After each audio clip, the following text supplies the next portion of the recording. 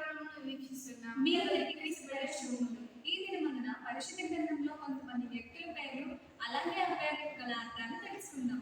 మొదటిగా అభిషేక్ అనే పేరుకు అర్థాన్ని తెలుసుకుందాం. అభిషేక్ అనగా తండ్రి బహుమతి అన్న అర్థాన్ని కలుగచేస్తుంది.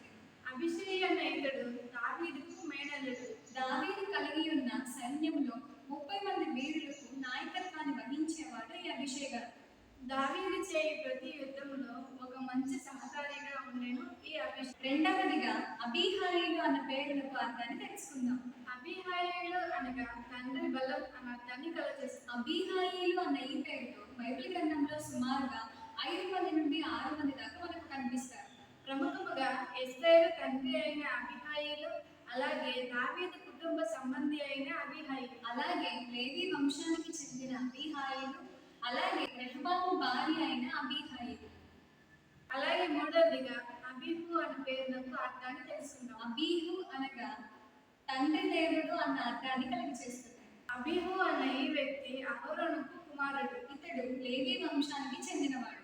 ఈ దినమున ఒకరి గురించి తెలుసుకుందాం. అలాగే రేపటి దినమున మరికొంతమంది గురించి తెలుసుకుందాం. మీకు ఎవరికైనా ఏ పేరుకైనా అర్థం కావాలంటే కామెంట్ సెక్షన్ లో కామెంట్ చేయండి. మాకు తెలిసింది